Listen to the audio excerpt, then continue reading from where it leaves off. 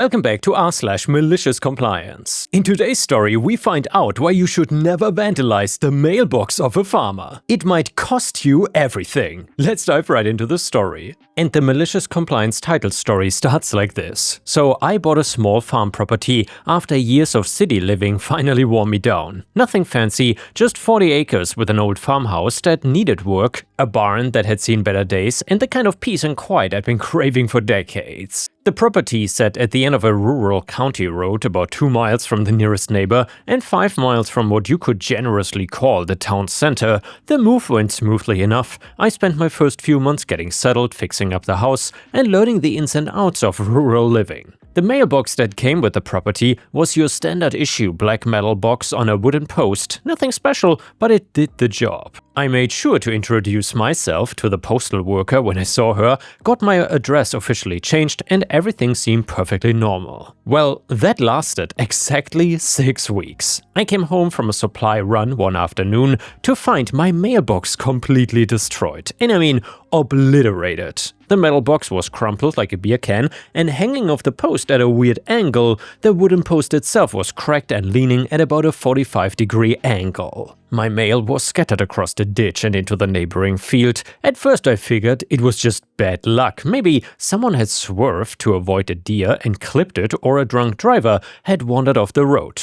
These things happen in rural areas, right? I gathered up what mail I could find, bought a new mailbox and post from the hardware store in town, and spent a Saturday afternoon replacing everything. The new setup lasted 3 weeks. This time though, I actually saw the aftermath happen. I was working in the barn when I heard what sounded like a baseball bat connecting with something metal, followed by laughter and a car speeding away. By the time I got to the road, my second mailbox was in pieces and there were tire tracks in the soft dirt where someone had obviously pulled over specifically to destroy it. That's when I realized this was not random, someone was deliberately targeting my mailbox. I replaced it again, this time with a slightly heavier duty model and a thicker post. I even went so far as to plant the post in concrete instead of just dirt, figuring that would make it harder to knock over. I was naive enough to think that would solve the problem. It lasted 10 days.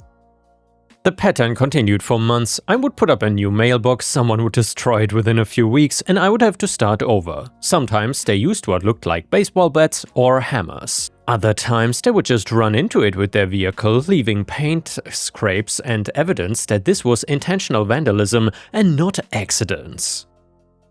I even started finding beer cans and cigarette butts near the destruction sites, making it clear that this was some kind of entertainment for whoever was doing it. The cost was adding up fast though. Between the mailboxes themselves, the post, the concrete, and my time, I was probably out several $100s by this point already. More frustrating was the disruption to my mail service. I was missing bills, packages, and important correspondence because my mail carrier could not deliver to a destroyed mailbox. I tried talking to the local sheriff's office, but they were not much help. The deputy who took my report was polite enough but made it clear that mailbox vandalism was pretty low on their priority list. He suggested I install a security camera, but the nearest power source was over 100 yards away, and running electrical would cost more than I'd already spent on mailboxes.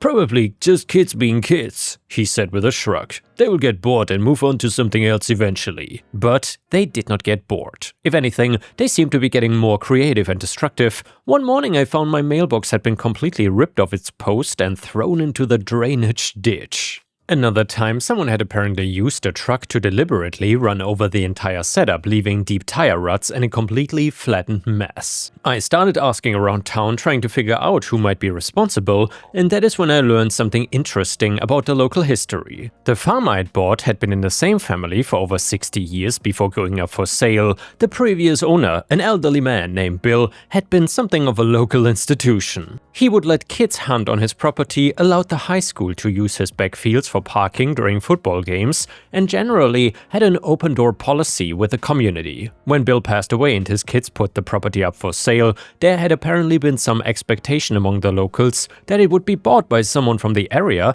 who would continue Bill's informal community arrangements. Instead, it got bought by an outsider, aka me, who had the audacity to actually want to use his own property for his own purposes. I discovered this during a conversation at the local diner where I had stopped for lunch. I was talking to the waitress about the mailbox problem when an older guy at the counter turned around and joined the conversation uninvited. "You're the city boy who bought that old place, huh?" he said. It was not a question. Yeah, I bought the farm down there, yeah," I replied. "That place has been part of this community for decades. Bill understood that. He was a good neighbor." I was not sure where this was actually going, but I sensed it was not anywhere good. I'm trying to be a good neighbor too. I haven't had any complaints.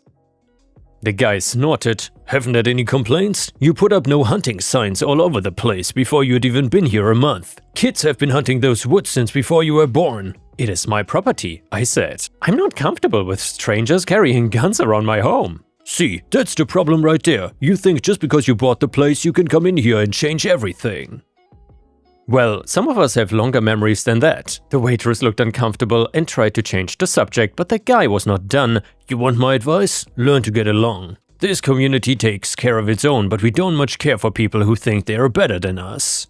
And by the way, guys, do you think that OP in this story, at least so far, really thinks that he's better than the locals and that he's actually the a-hole like this guy is insisting or insinuating? So far, it doesn't seem like OP is an a-hole, and I also wouldn't want random people hunting anything on my private property, especially when I didn't give them permission. Let me know what you think about this in the comments, and while you're at it, please don't forget to like the video and post some star emojis if you want to support me. By doing so, you tell the YouTube algorithm that my videos are something you enjoy. Thank you so much. Anyway, I paid for my lunch and left, but the message was pretty clear. The mailbox destruction was not random vandalism, it was targeted harassment designed to make me feel unwelcome. Armed with this new understanding, I tried a different approach. I reached out to some of the neighbors I hadn't met yet, including the family that lived on the property adjacent to mine. The conversation with them was enlightening. Turns out their teenage son and his friends had been using my property as their personal playground for years. They had built a fire pit in one of my backfields,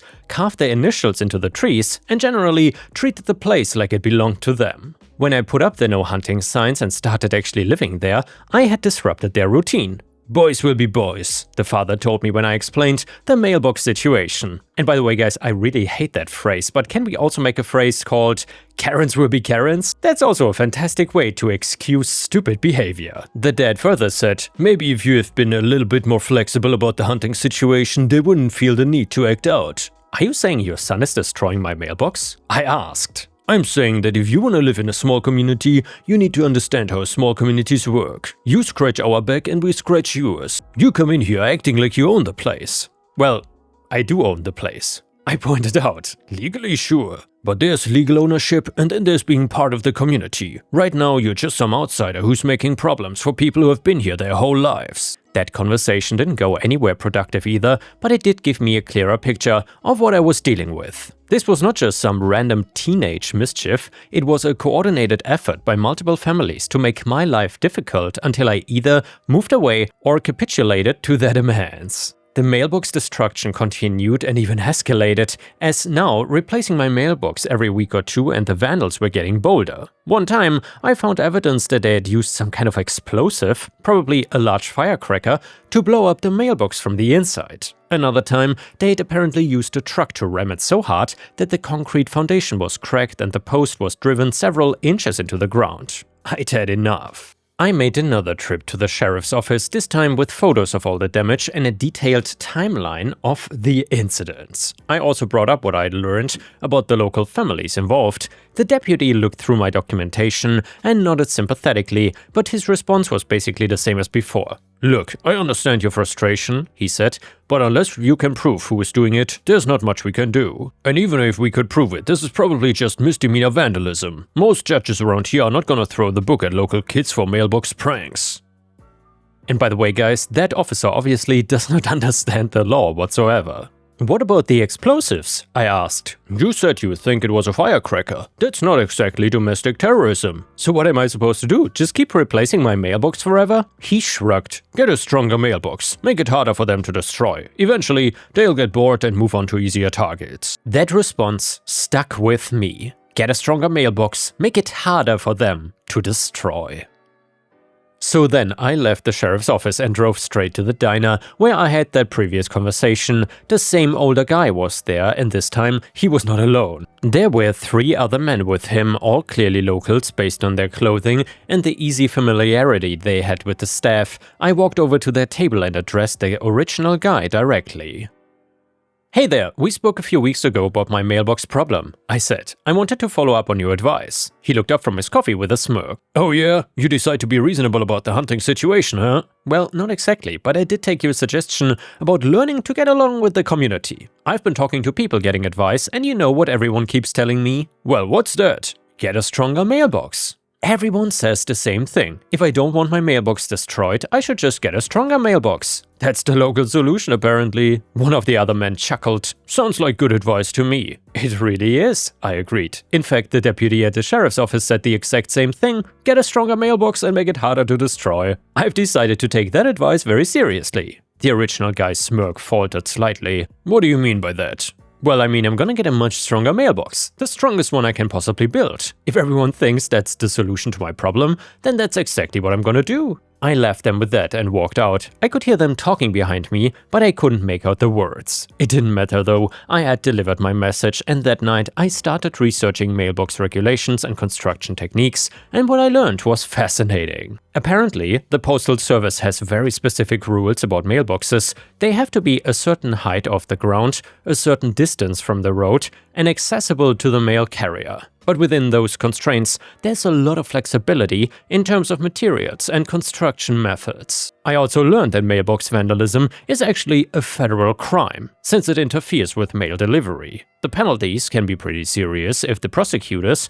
decide to pursue it. More importantly for my purposes, I learned that I was well within my rights to build a mailbox that could withstand vandalism attempts as long as it did not pose a safety hazard to vehicles. That last part was crucial. I couldn't build something that would be dangerous to ordinary traffic, that would make me liable if someone had an accident. But I could certainly build something that would survive contact with someone deliberately trying to destroy it. I spent the next week designing my new mailbox system. I did some research online and talked to the guys at the fabrication shop to make sure I was not creating any liability issues, and even called the Postal Service to confirm that my design would be acceptable for mail delivery. The final design was beautifully simple.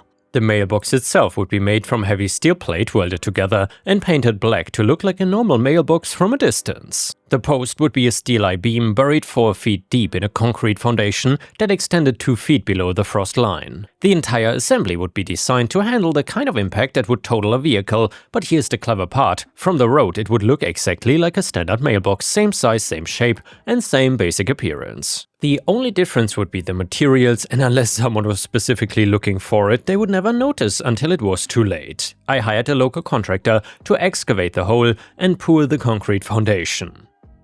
When he asked what I was building, I told him it was for a mailbox that could handle the weather. He did not ask any follow-up questions, which was fine with me. The steelwork took a little longer to arrange though.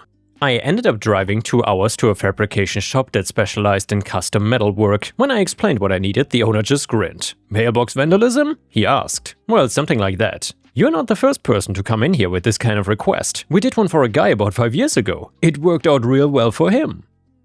What happened? Well, let's just say the local kids found a new hobby pretty quick. The fabrication took about 2 weeks. When it was done, the mailbox looked perfect, exactly like a standard rural mailbox, except for the weight. The thing must have weighed close to 200 pounds or something, once you included the mounting hardware. The cost was pretty steep, more than I had spent on all my previous mailboxes combined, but I figured it would be worth it if it solved the problem permanently.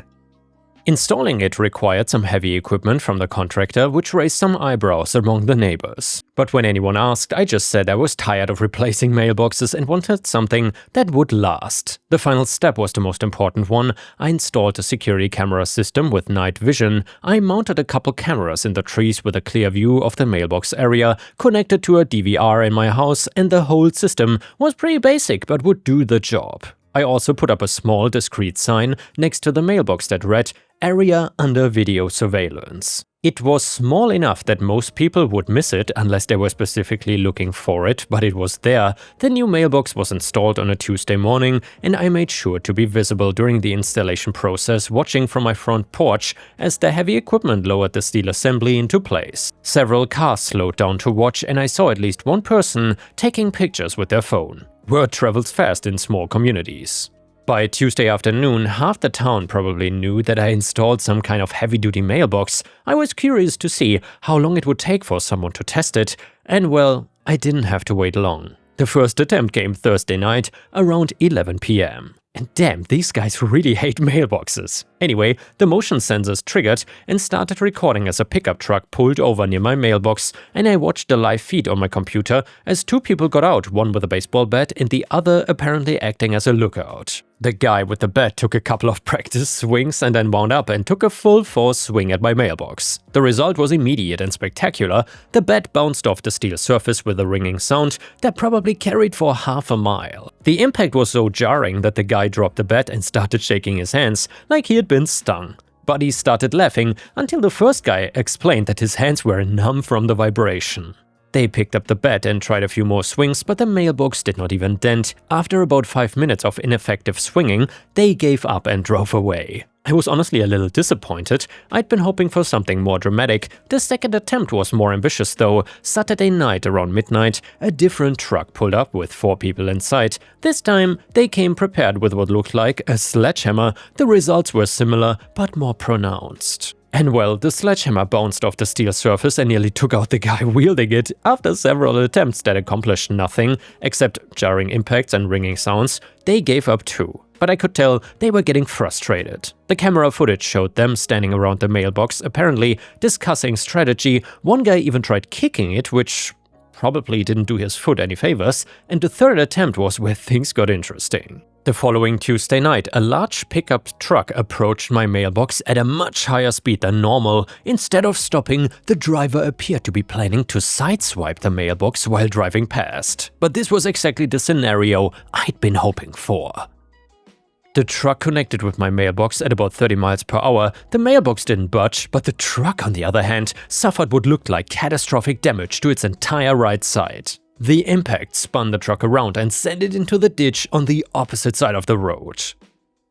I called 911 immediately, both as a concerned citizen and as someone whose property had just been vandalized. And by the way, guys, I'm curious, would you have had any sympathy for these people trying to vandalize your mailbox? Let me know in the comments. The truck's occupants were mostly okay, though the driver had a pretty good bump on his head and the passenger was complaining about his shoulder. The truck itself was totaled, the entire right side was caved in, both right side tires were flat, and something important under the hood was leaking fluids all over my roadside ditch. And when the deputy started asking questions about what happened, the driver's story was that he had swerved to avoid a deer and lost control.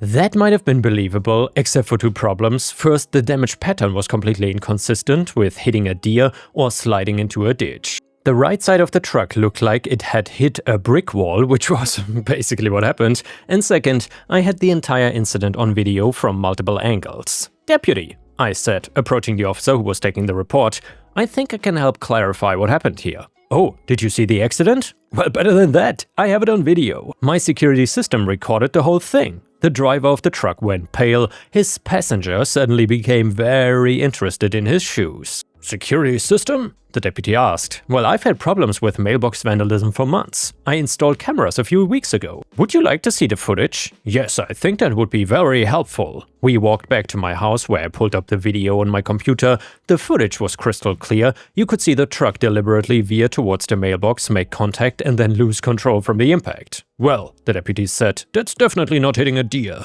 "No, sir, it's not. That's deliberate destruction of property, and since it's a mailbox, that makes it a federal offense." The driver was a 19-year-old kid whose last name I recognized from my earlier conversations in town. His passenger was 17, which made him a juvenile. Both were now facing federal charges for destruction of a mailbox receptacle, though. But the story doesn't end there. Word of the incident spread through the community faster than a wildfire. By the next morning, everyone within a 20-mile radius knew that the new guy's mailbox had totaled a truck. More importantly, they knew that the whole thing had been caught on video and that federal charges were being filed. The effect was immediate and dramatic. Not only did the mailbox vandalism stop completely, but suddenly everyone wanted to be my friend. The same people who had been giving me the cold shoulder for months were now stopping by to introduce themselves and welcome me to the community. The father of the kid who had crashed his truck showed up at my door 2 days later with an interesting proposition. "Look," he said, "I know my boy screwed up, and I know he's probably gonna face some serious consequences for it, but I was hoping we could work something out." What kind of something? "Well, his truck is totaled. Insurance is not gonna cover it because they're calling it an intentional act, and with the federal charges he's looking at some serious legal problems." "Okay," I said. "What does that have to do with me?" "I was thinking, if you were willing to not press charges, maybe we could work out some kind of compensation arrangement for all the mailboxes he destroyed over the past few months." This was interesting. So he's admitting to the previous vandalism? "Between you and me, yes. He and his friends have been taking out their frustrations on your mailbox pretty regularly. I'm willing to make full restitution for all of it." "And in exchange, I don't press charges?" "That's what I'm hoping." I thought about it for a moment, and well, I'm not the one pressing charges. This is a federal investigation now. The Postal Service and federal investigators are involved. His face fell. "Federal investigators? Destruction of mail receptacles is a federal crime." Once I turned over the video footage, it became a federal matter. I could not drop the charges even if I wanted to. "But could you put in a good word for him, right? Tell them he's a good kid who made a mistake." "Is he a good kid who made a mistake?" "Well, he's young. Kids do stupid things." Well, this was not a one-time stupid mistake. According to what you just told me, he's been systematically vandalizing my property for months. That's not youthful indiscretion, that's a pattern of criminal behavior. The conversation didn't go much further. The father left looking defeated, and I honestly felt a little bad for him, but I was not gonna lie to federal investigators to help someone who'd been making my life miserable for months. The legal process took several months to work its way through the system. The 19-year-old ended up pleading guilty to federal destruction of property charges and was sentenced to 6 months in federal prison, plus restitution for all the mailboxes he had destroyed. The 17-year-old was handled through juvenile court, but from what I heard, he also faced some serious consequences. More importantly, the incident sent a clear message to the rest of the community. The new guy was not going anywhere, he was not going to be intimidated, and he was serious about protecting his property. And yeah guys, if you would have handled this situation the same way, let me know in the comments. However, I actually saw some Reddit comments that were defending this young boy and calling OP an a-hole for essentially ruining the life of that boy. Not sure if I would agree with that. Anyway, the next one is another malicious compliance story and it is titled, "I warned them that I have sleep troubles and couldn't handle early shifts, and they told me the late policy was non-negotiable." So I started a job at a local answering service a couple years ago, decent place with fun coworkers and patient clients. I told management at the interview that I couldn't handle early shifts at 8 AM because I'd been working late shifts for almost 15 years and couldn't get up that early anymore. They insisted on a month's training on the early shift, and I told them I would try my best because I wanted the job, and they also made me sign a late policy point system paper. It was usual management BS, points per minute late, lose time off, and other benefits based on points per month. Too many points and you're terminated. Typical managers dealing with someone else who cannot manage their time, and everyone's getting punished for it. That type of nonsense. The big rule in bold at the bottom of the paper, relevant to the story, was that a no-call, no-show to a shift would result in an instant termination. Fine, whatever, I don't have problems showing up on time, right? Well, at least I usually don't. I told them I took issue with it because super strict policies like this usually backfire on everyone and the employees get the worst of it. I asked them if this would be in effect while I was training, and they said yes, it is non-negotiable, and that if I did not sign, I would not get the job. Fast forward 2 weeks and my roommate is freaking out, driving my anxiety insane, and I'm dealing with a death in my family. I was seriously depressed and getting no compassion from the new job on the issue, but they loved my work effort and kept telling me so. I'm answering the calls and handling issues as effectively and quickly as some of the experienced employees. I even provided much needed insight into one of their clients as I had worked directly for them previously and knew what was going on at the other end of the phones. Eventually, the stress caused me to crash. I went to bed one night and slept through my alarm until 5 in the afternoon the next day, all the way through a shift, effectively a no-call, no-show, so I just started looking for a new job, didn't call them up or try to show up the next day, just nothing. What was the point, right? I was terminated, and that was non-negotiable. Eventually, they called me and told me to come pick up my paycheck, and when I did, the manager who made me sign the late policy paper came out holding onto my check like she was implying she wanted answers before I got paid. She started grilling me on what happened and why I didn't call to apologize or work with them on keeping my job. She was genuinely confused on why I didn't even try to negotiate against a non-negotiable policy. I took my check directly out of her hands and told her, "You made it clear in the paperwork that I was fired." And that was non-negotiable. I still think about her response as she tried to reach for my check. "But you were so good at this." Edit: I don't have troubles with being late. I'd hoped I made that clear in the history. At my current job of 8 years, I've been late less than 5 times, and it is a 4 AM job that gave me time to adjust. I disagreed with the rigidity of the policy, not with the practice of being on time though. And the next one is a fantastic malicious compliance HOA story. It is titled HOA President Wanted Heat. So I manage an NYC condo with central AC that once switched to winter mode cannot go back to cooling until spring. New York City law requires heat starting October 1st, but October swings from chilly to unseasonably warm, or unreasonably warm, not sure, so we usually wait for a real cold stretch before turning it on. The tenants were fine with this for years. One chilly day was better than being unbearably hot for 10.